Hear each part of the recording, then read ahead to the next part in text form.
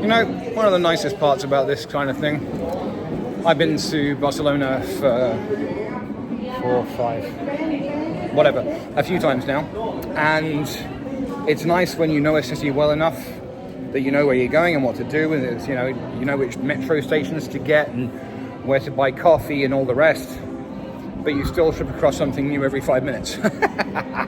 It's a good feeling. Yeah. Just out back of the cathedral. I have a hankering to see the sea, so I'm headed in that direction.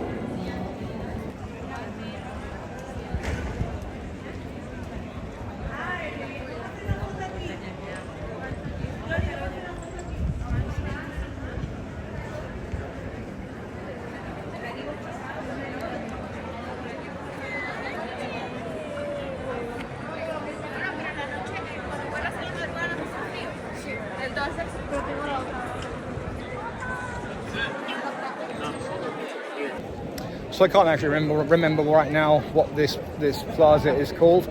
Hold on. Plaza de Sant Jaume. But it is, if you like, the town hall kind of area. You've got the legal stuff there. The police headquarters there. Very much that place. Yep.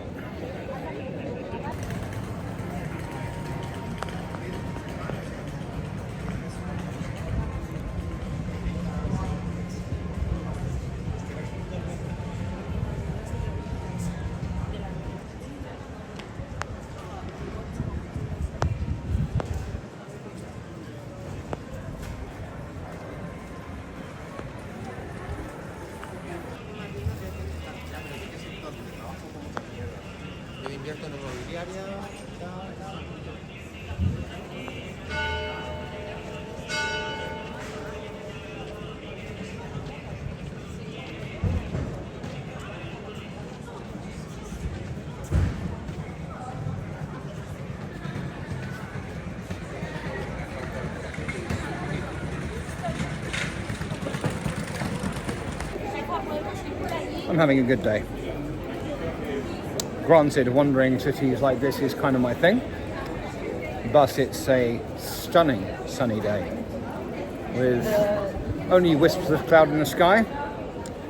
I have a tummy full of ramen, which always helps. And if you'll forgive me for just a moment, a spectacular demographic of beautiful women walking around in jeans and crop tops. Anyway, I'm headed down, as I say, to the beach, at which point I'll turn around, head back up to the cathedral, and kind of amble back at a sedate pace. Anyway.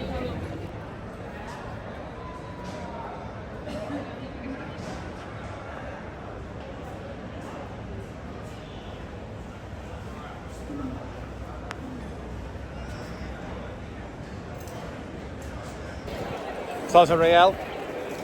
Lovely colonnaded kind of like hollow square with a fountain that used to work but isn't currently functioning, but it's still lovely. Palm trees abound. In the spring, the palm trees are full of birds who just don't shut up. It's really quite fun. Anyway. Alright, down by the port now. I've just got a bit of a U around the ports to get to one of the nicer beaches. Behind me there is a statue of Christopher Columbus. Now, Christopher Columbus, in 1492, he landed in what we now know as the West Indies. He was trying, of course, to find a way, because we didn't know the Americans existed at the time. And he thought he was going to India and all that kind of area. Now, in the 18th century, mostly in the United States, his legend was polished and books were published stating him as kind of like the founder, if you like, the discoverer of mainland United States, and seen in very sane-washed kind of fashion as a really cool guy. I remember in 1992, the 500th anniversary of that landing. There were 2 films, one with Gerard Depardieu, there was another one that were quite popular, and so on and so forth. The whitewashing, if you like, of his legend in the 18th century resulted in stuff like Columbus Day, now known among decent people as Indigenous Peoples Day. Also things like Columbus, Ohio, the state capital of Ohio. A friend of mine lives there. But if you like, going back to the actual truth of the man, he was an awful, awful person. He was Italian, of course, but he was tasked by Philip and Isabella of Spain, and he was a murderous, raping slaver who never, ever set foot on mainland America at all. I don't like him very much, so that's for him. Anyway, I'm going to the beach. I've always hated that thing.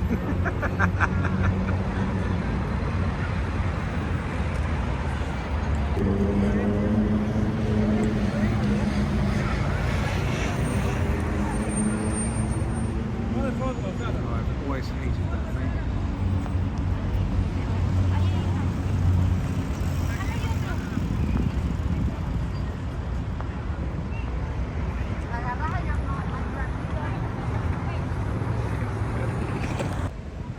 Look at that boat, Dad. Oh, she is beautiful. Surrounded by a whole big bunch of motorboat claptrap. Poor girl.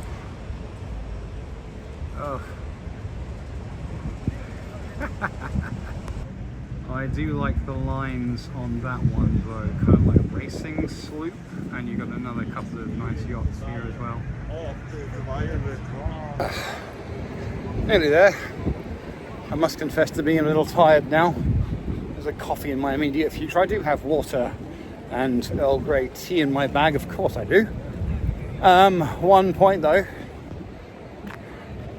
just this key here, just this line, that is $1 billion of yachts.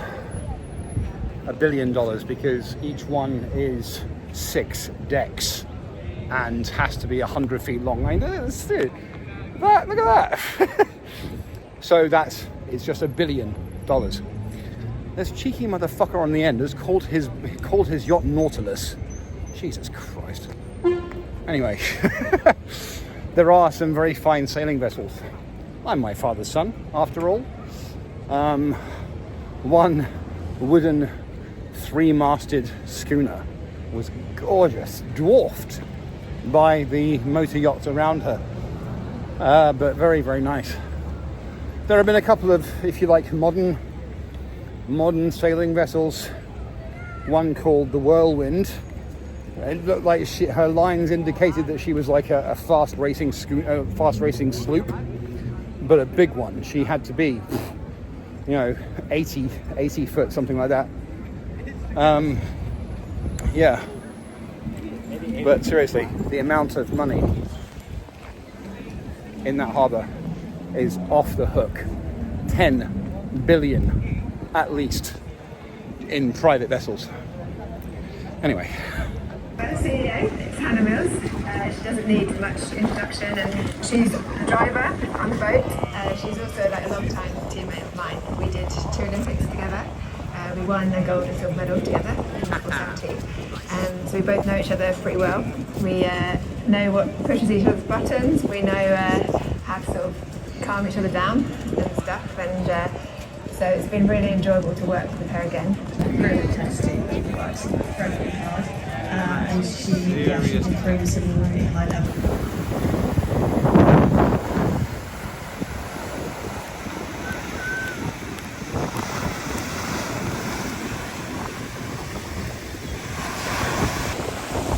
I do not know what that is out there, but that is the very large vessel.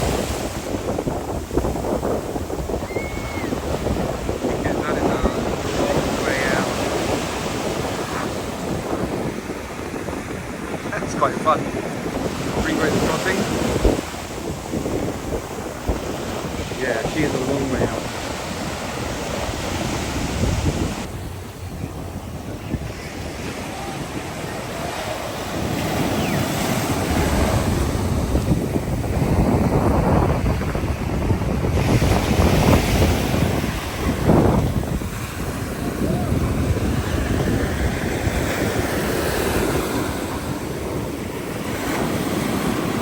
Not my favourite vessel, quite frankly, from the harbour. That title belongs to that three-masted wooden schooner. But Hyperion there is ever so pretty. Hyperion is, as erudite people will know, the sun titan from Greek mythology. She's really very pretty. No mizzen, just one main mast. You've got a jib and a spinnaker, but that mast height means you have a massive amount of square footage for your mainsail. Auto furling and unfurling. You got your twin cockpits there. She is a cruiser. She's a cruiser, but her lines say racer. And yes. And I'm going to go with £20 million. Oh yes, a spicy meatball. Yes, and to add insult to injury, she's clearly registered in Bikini Atoll in the South Pacific. Oh dear. But all of this motor yacht dross, she's very pretty indeed. That is very much an expedition yacht. You got the ones on the other side that are like pleasure boats kind of thing, just for the money and the prestige. That is an expedition yacht. Absolutely massive. I saw a tug up against her side earlier and she dwarfed the thing. 5 decks, gotta be 100 foot long. Everything that you need to just travel the world. Not my speed, but impressive nonetheless.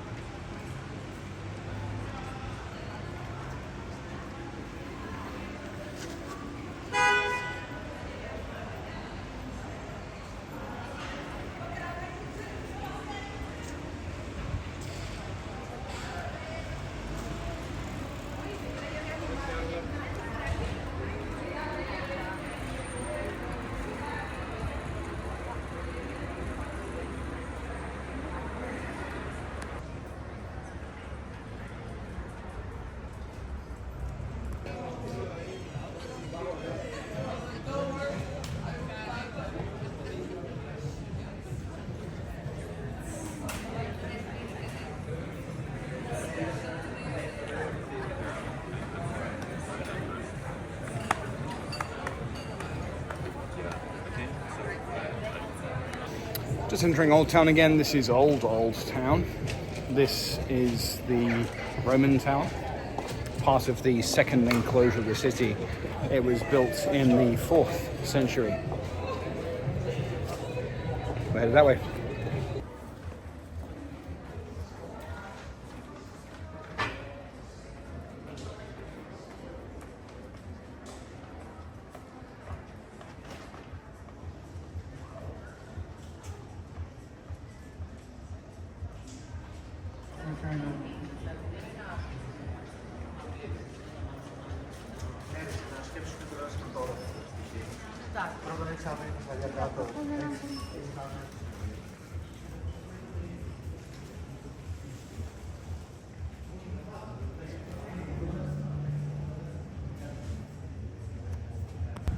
Sold. We're in the art and fashion section of the city, and I really like that. That's fun.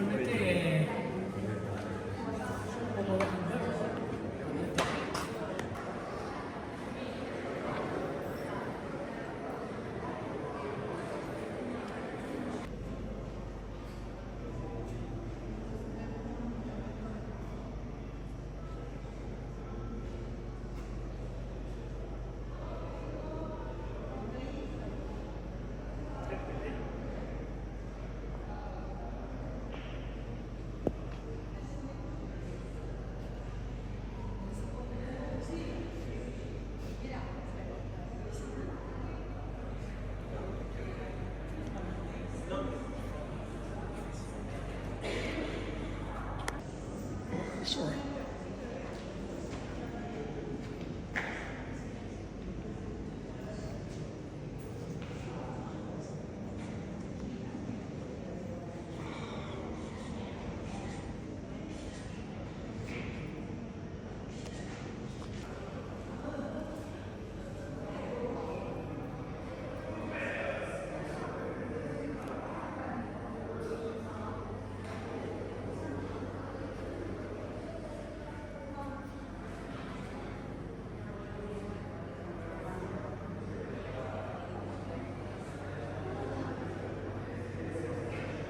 Right, this rather lovely place.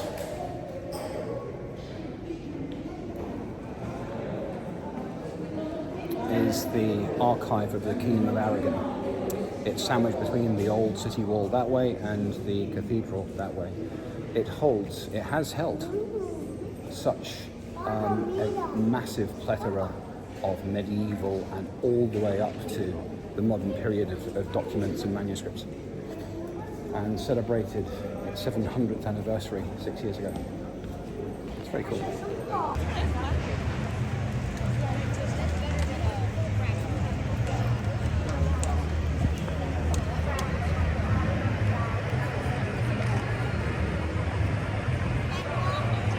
Right, I'm going to employ a certain amount of circumspection here because the place opens for prayers at 17:30. It's currently 5 past.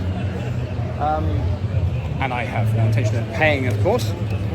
This place, the cathedral itself, as I mentioned earlier, the facade is neo-Gothic and only dates back 250 years. But this has been a Christian holy site since the 4th century. Early Christian and Visigothic church was here in the 4th century, then a cross-shaped church in the 6th century. There was an early Romanesque cathedral in about 1058, but this place was built on top of that, and construction began on the 1st of May 1258. As I mentioned earlier, Catalan exteriors are really quite nondescript, and so that's why they put this neo-Gothic facade on the place. I'm looking forward to getting inside actually for that reason, because the flavour inside is likely to be very different. It's a nice place to spend the evening.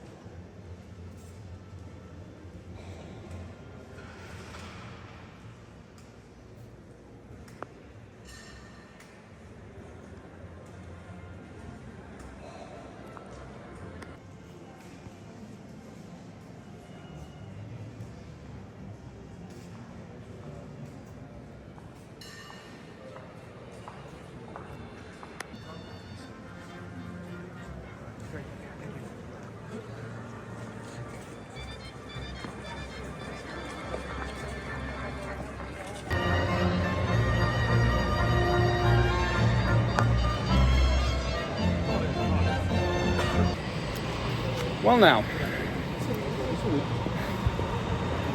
so about 5:30 or so, I rocked up, asked security if I could go in for prayer, and somehow I found myself attending Mass for the first time in 25 years, and that was with a Catholic girlfriend at Christmas for midnight Mass.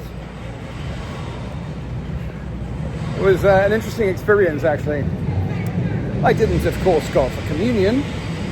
My hypocrisy only extends so far, but very interesting. It is beautiful inside. I took a couple of incredibly brief videos. I didn't want to offend anybody. But yeah. Anyway.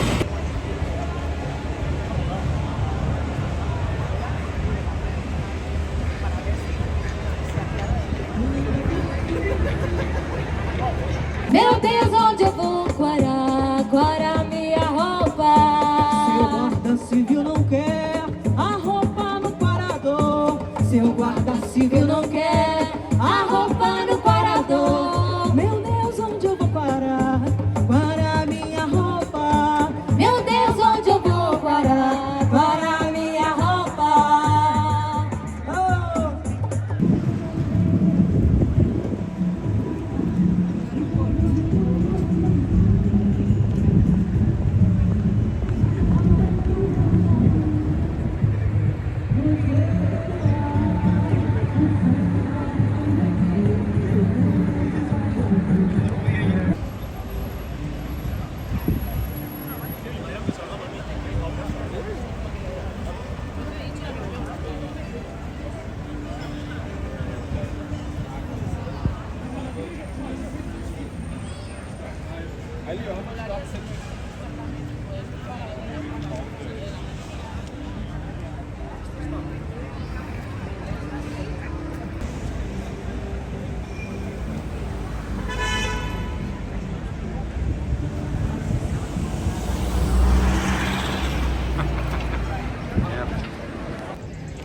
Well now, I'm absolutely fucking shattered.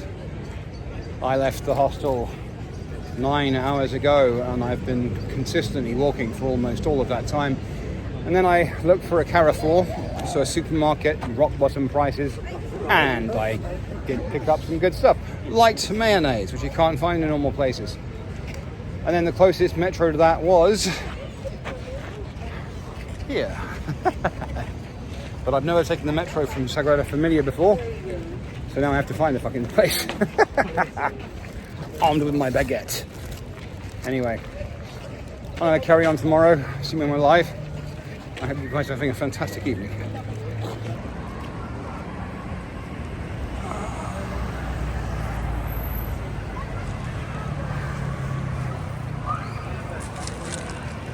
You beautiful, weird, pointy thing, you.